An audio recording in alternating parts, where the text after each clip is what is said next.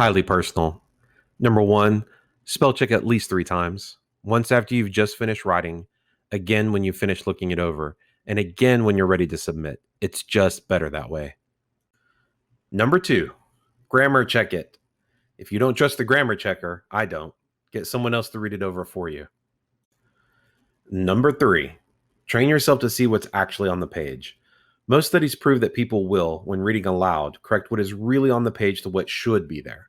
I believe the statistic is for that every 10 mistakes, only 2 will get noticed.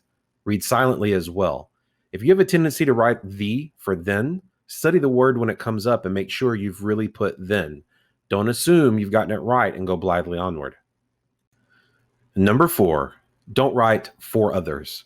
I'm not talking here about fics done as favors for friends, but writing for reviews, for popularity, for BNF status, or even writing something you don't really like just because you believe it will get you noticed. Yes, reviews are fine. Reviews are wonderful. And if you believe you have a great story and aren't getting noticed, it can be rough. But does it really matter in the end if 100 people review your story or if one does? If you have access to hit count statistics, then you know how many people are reading your stories, even if they don't review, which should be your comfort. If you don't, then you can promote your fic. But if you're writing, say, a sarcastic Draco into a piece of Harry Potter fan fiction just because you believe that reviewers like sarcastic Draco, then you're a lot more likely to be writing crap. Number 5, don't decide that you are a sensitive artist and the world does not understand you. Almost nothing kills fiction faster, other than perhaps shoddy understanding of spelling and grammar. Everything you write is not great. Everything you write is not publishable. You must revise. If you've trained yourself to write really great first drafts, you'll probably still have to go over them for typos and factual errors, if nothing else. If you have a problem with angst, teenage or otherwise, and can't manage to keep your fiction separate from your personal problems, then don't post anything for others to see until you've worked that out. Oscar Wilde said, "To reveal art and conceal the artist is art's aim." Number 6, test your characters to destruction.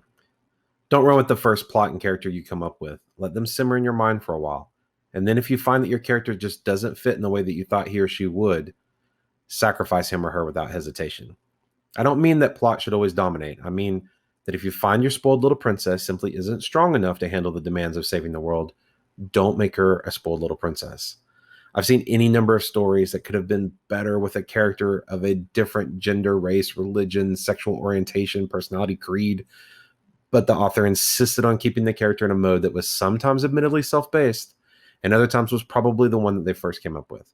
If your character's personality, defects, and strengths are not essential to the story and do not serve to give the character depth, why not eliminate them? Does the one who saves the world have to be male? Conversely, does she have to be female?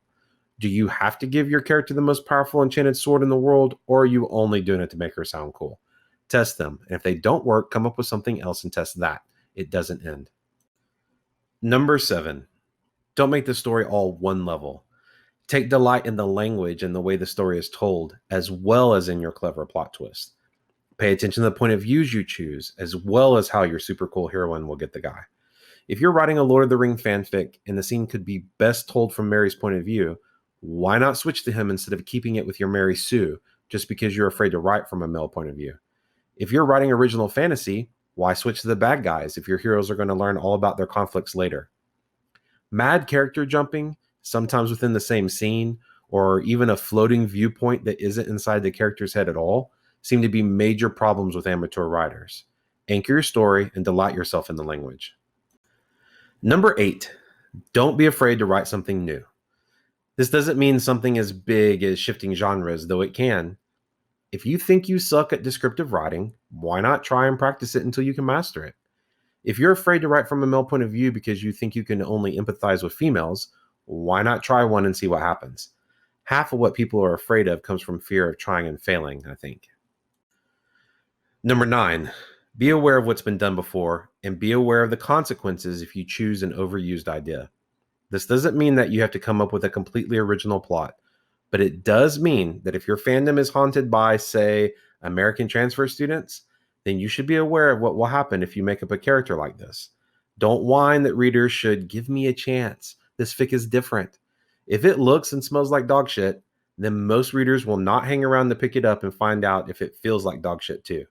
It's your responsibility to either make your overused plot clever and interesting or find one that hasn't been overused.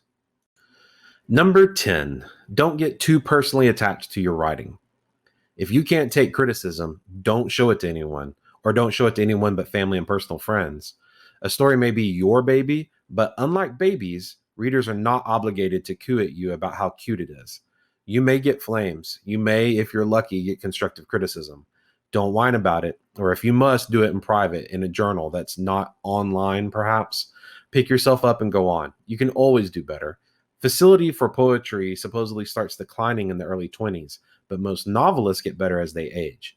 You will never write a story that eats all your creative prowess alive and never gives you anything else.